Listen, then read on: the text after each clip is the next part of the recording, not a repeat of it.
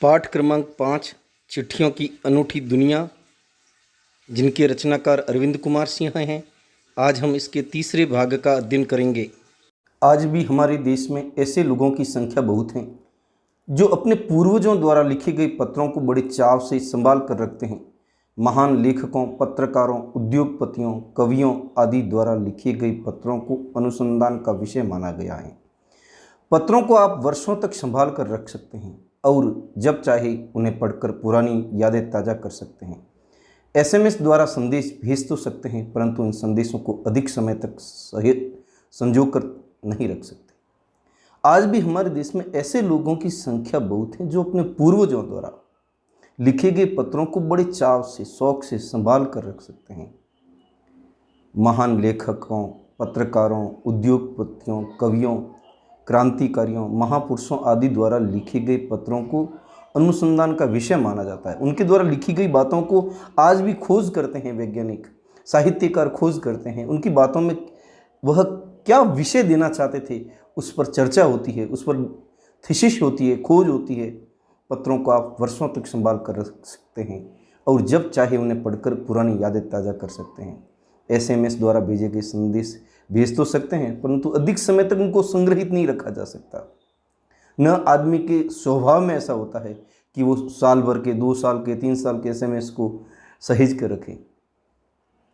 महात्मा गांधी के पास दुनिया भर से तमाम पत्र केवल महात्मा गांधी इंडिया लिखे आते थे और वे जहाँ भी रहते वहाँ तक पहुँच जाते थे। कहा जाता है जैसे ही उन्हें पत्र मिलता उसी समय वे उसका जवाब देते थे। स्वतंत्रता आंदोलन के समय महात्मा गांधी दुनिया में कहीं पर भी रहते थे, उनके पास केवल महात्मा गांधी इंडिया लिखे पत्र, इस एड्रेस मात्र से उनके पास पत्र पहुंच जाता था। वह कार्यकर्ताओं के प्रति बहुत सहज और प्रेम अपनत्व का भाव भी रखते थे, उनका मार्गदर्शन करते रहते थे और जब भी उनके पास पत्र पहुंचता उनकी आदत में था तुरंत उनको जवाब देना। उसी शाम को, रात्रि को वे उनको पत्र लिखते थे। यहाँ तक कि कभी कभी उनके हाथ में दर्द भी होने लगता था, लेकिन बाएं हाथ में दर्द होता तो दाएं हाथ में, लेकिन जिस कार्यकर्ता ने भी पत्र भेजा है उस कार्यकर्ता को समय पर जवाब देना उनकी आदत में था। वास्तव में पत्र किसी दस्तावेज से कम नहीं है। पंत के 200 पत्र बच्चन के नाम और निराला के पत्र हमको लिखियो कहा तथा पत्रों के आईने में दयानंद सरस्वती समेत कई पुस्तकें आपको मिल जाएगी। कहा जाता है कि प्रेमचंद खास तौर पर नए लेखकों को बहुत प्रेरक जवाब देते थे तथा पत्रों के जवाब में वे बहुत मुस्तैद रहते थे। इसी प्रकार नेहरू और गांधी के लिखे गए रविंद्रनाथ टैगोर के पत्र भी बहुत प्रेरक हैं। महात्मा और कवि के नाम से महात्मा गांधी और रविंद्रनाथ टैगोर के बीच सन 1915 से 1941 के बीच एक पत्राचार का संग्रह प्रकाशित हुआ, जिसमें बहुत से नए तथ्यों तथा उनकी मनोदशा का लेखा जोखा मिलता है। वास्तव में पत्र किसी दस्तावेज से, किसी अभिलेख से कम नहीं है। पंत के 200 पत्र बच्चन के नाम और निराला के पत्र हमको लिखियो कहा तथा पत्रों के आईने में दयानंद सरस्वती समेत कई पुस्तकें आपको मिल जाएगी। यानी महापुरुषों के द्वारा लिखे गए पत्र अपने आप में एक प्रकार से साहित्य है, ग्रंथ हैं, पुस्तक हैं, जिनको विभिन्न पुस्तकों में आज भी स्थान मिला हुआ है। कहा जाता है कि प्रेमचंद खास तौर पर नए लेखकों को बहुत प्रेरक जवाब देते थे और पत्रों के जवाब में वे बहुत मुस्तैद रहते थे, यानी बहुत तेज रहते थे। इस प्रकार नेहरू और गांधी के लिखे गए रविंद्रनाथ टैगोर के पत्र भी बहुत प्रेरक हैं, अर्थात बहुत प्रेरणादायी हैं। महात्मा और कवि के नाम से महात्मा गांधी और रविंद्रनाथ टैगोर के बीच सन 1915 से 1941 के बीच पत्राचार का संग्रह प्रकाशित हुआ, जिसमें बहुत से नए तथ्यों और उनकी मनोदशा का लेखा जोखा मिलता है, जो आज भी एक प्रकार से देश का बहुत बड़ा साहित्य है, जो समाज को प्रेरणा देता है। यह जो प्रथम चित्र देख रहे हैं यह महात्मा गांधी का है, जो कि स्वतंत्रता आंदोलन के एक प्रमुख नायक के रूप में हमारे देश में उभरे। दूसरा चित्र पंडित जवाहरलाल नेहरू का, ये भी स्वतंत्रता आंदोलन में इनकी महत्वपूर्ण भूमिका रही। साथ ही यह हमारे देश के प्रथम प्रधानमंत्री हैं।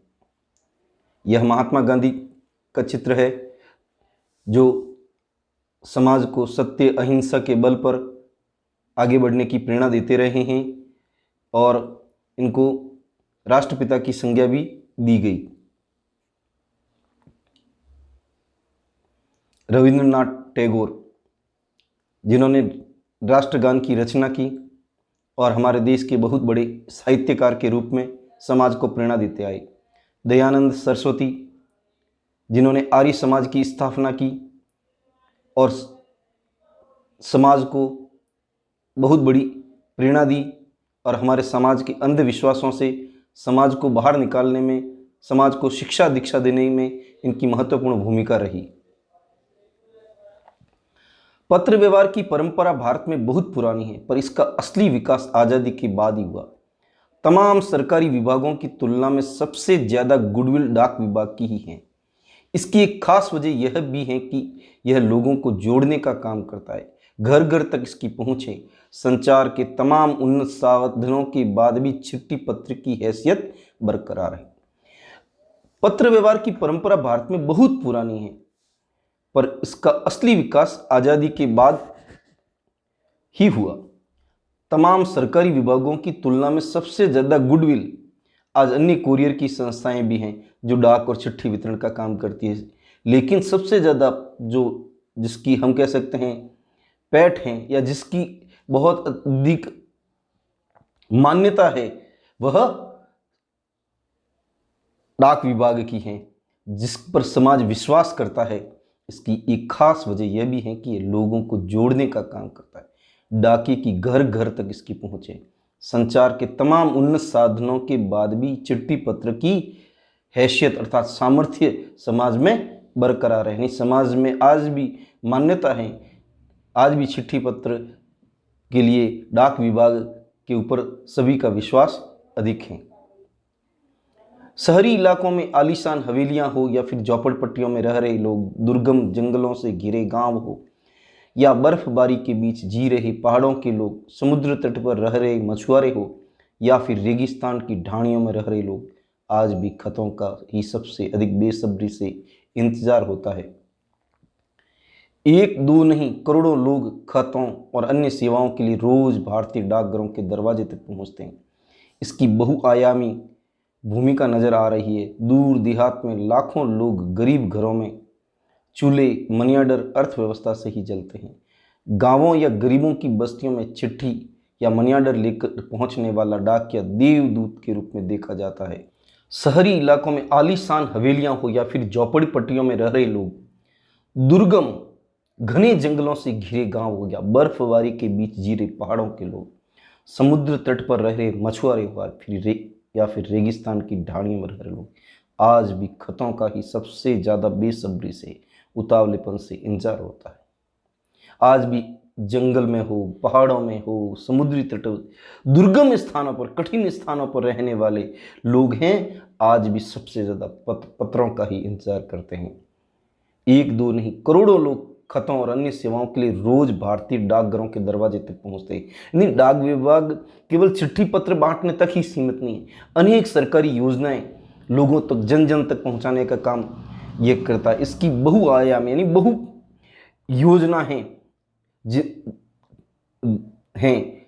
में उनकी भूमिका नजर आती है। दूर देहात यानी ग्रामीण घरों में, गरीब घरों में चूल्हे मनी ऑर्डर अर्थव्यवस्था से ही चलते हैं। हाँ, आज तकनीक युग के कारण मोबाइल बैंकिंग हो गई और अन्य सेवाएं भी होगी, लेकिन आज भी गांवों में जो प्रवासी लोग हैं अपने घर को, अपने घर वालों को जो पैसे भेजते हैं वो मनी ऑर्डर के माध्यम से भेजते हैं, जिसके कारण उनके घरों में चूल्हा जलता है। ऐसे लोग निश्चित रूप से डाकघर के लोग चक्कर काटते हैं कि मेरा मनी ऑर्डर आया कि नहीं आया, और डाक विभाग भी इतना मुस्तैद रहता है, ऐसे मनी ऑर्डर आने पर तुरंत उन घरों पर पहुंचाया जाता है। गांव या गरीब लोग और इससे प्राप्त करके अपने घर परिवार को चलाते हैं। इसलिए डाक व्यवस्था पर, डाक विभाग पर बहुत बड़ी संख्या में वे निर्भर हैं। गांवों या गरीब बस्तियों में चिट्ठियाँ मनी ऑर्डर लेकर पहुँचने वाला डाकिया देवदूत के रूप में अर्थात ईश्वरीय प्रतिनिधि के रूप में माना जाता है। यानी ईश्वरीय प्रतिनिधि की संज्ञा उसे दी गई है, क्योंकि उसके माध्यम से उसका रोजमर्रा का घर चलता है और वह उसकी बहुत सेवा करता है। और ये जो डाकिये होते हैं, देवदूत रूप इसलिए भी कहा जाता है, जो ग्रामीण जनता है, अनपढ़ हैं, उनके पत्रों को वो लिखते भी हैं और उनके समाचारों को सुनाते भी हैं, अर्थात और जो भी उनकी समस्याएं होती हैं उनको समाधान करने का प्रयास करते हैं।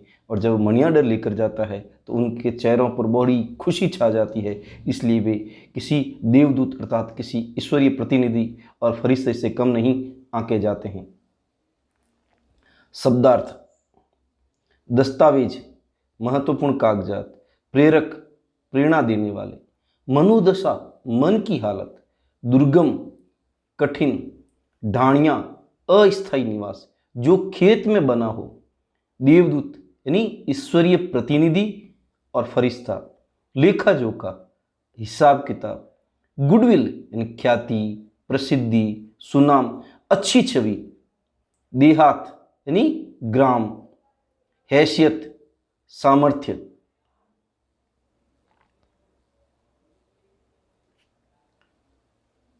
विशिष्ट जानकारी: पिन कोड भी संख्याओं में लगा एक पता है। कैसे? पिन कोड एक पता है कैसे? सुनने में संक्षिप्त लगने वाला पिन कोड का पूरा नाम पोस्टल इंडेक्स नंबर है। यह 6 अंकों का होता है। इसका हर अंक अपने आप में एक संकेत है। उसका पहला अंक राज्य को, अगले 2 अंक क्षेत्र का तथा अंतिम 3 अंक संबंधित डाकघर के सूचक होते हैं। इस आधार पर हम ये कह सकते हैं कि पिन कोड संख्या के रूप में लिखा गया पता होता है। पिन कोड भी एक प्रकार से पता है, एड्रेस है। इसलिए हमें भी कभी पत्र लिखना हो, डाक भेजनी हो तो पिन कोड नंबर अवश्य लिखने चाहिए। सुनने में संक्षिप्त लगने वाला पिन कोड का पूरा नाम है पोस्टल इंडेक्स नंबर। यह 6 अंकों का होता है। इसका हर अंक अपने में एक संकेत है। उसका पहला अंक राज्य को दर्शाता है, उसका पहला अंक राज्य को, अगले 2 अंक क्षेत्र का तथा अंतिम 3 अंक संबंधित डाकघर के सूचक होते हैं। इस आधार पर हम ये कह सकते हैं कि पिन कोड संख्या के रूप में लिखा गया एक पता है। बिना टिकट लगा लिफाफा, बैरंग लिफाफा भेजने पर क्या होता है? डाक विभाग ने पत्र वाहन के खर्च निकालने के उद्देश्य से टिकट की व्यवस्था की है। पत्र पर टिकट ना लगा होने पर वह बैरंग हो जाता है। यदि हम लिफाफे पर टिकट नहीं लगा देते हैं तो वह एक प्रकार से बैरंग लिफाफा होता है। ऐसा पत्र जिसे भेजा जाता है उससे टिकट का दुगना पैसा देना पड़ता है। यदि पैसा न दिया जाए तो पत्र पोस्ट ऑफिस में जमा हो जाता है। यदि हम किसी रिश्तेदार को, मिलने वाले को, व्यापारिक डाक हो, किसी भी लिफाफे पर अगर डाक टिकट नहीं लगाते हैं तो वह एक प्रकार से बैरंग लिफाफा माना जाता है। वह क्या माना जाता है? बैरंग लिफाफा। तो जहां हम जिसको भेज रहे हैं उससे दुगना शुल्क लिया जाता है और यदि वह नहीं देता है तो फिर वह डाक विभाग अपने पास उस पत्र को रखता है। जिसको पहुंचना होता है उसको वह पत्र नहीं पहुंचता है। बोध प्रश्न: आज भी गांवों में गरीबों के घरों में चूल्हे किस व्यवस्था से चलते हैं? मनियाडर व्यवस्था द्वारा। आज भी देहात में, गांवों में जो चूल्हे चलते हैं वो मनियाडर व्यवस्था द्वारा चलते हैं, क्योंकि जो प्रवासी लोग होते हैं वो जब पैसा भेजते हैं अपने परिवार को, गांवों में नई व्यवस्थाएं नहीं होने के कारण मनियाडर द्वारा पैसे भेजते हैं। गांवों एवं गरीब की बस्ती में डाकिये को किस रूप में देखा जाता है? देवदूत के रूप में देखा जाता है। आज भी गांवों में और गरीबों की बस्ती में डाकिये को किसी देवदूत से कम नहीं माना जाता है। पत्रों की बहुआयामी भूमिका से क्या आशय? भारतीय डाक विभाग द्वारा दी जा रही अनेक प्रकार की सेवाएं, यानी पत्रों की बहुआयामी भूमिका। भारतीय डाक विभाग है जो अनेक प्रकार की योजनाएं चलाता है। करोड़ों लोग भारत के डाकघरों में रोज किस लिए जाते हैं? लोग पत्रों एवं डाक विभाग की अन्य सेवाओं को प्राप्त करने के लिए जाते हैं। गृह कार्य: क्या चिट्ठियों की जगह कभी फैक्स, ईमेल, टेलीफोन तथा मोबाइल ले सकते हैं? प्रश्न 2: किसी के लिए बिना टिकट सादे लिफाफे पर सही पता लिखकर बैरंग भेजने पर कौन सी कठिनाई आ सकती है? पता कीजिए। पिन कोड भी संख्याओं में लिखा गया एक पता है। कैसे? जो बोध प्रश्न समझाए तथा गृह कार्य के प्रश्न अपनी उत्तर पुस्तिका में करने हैं।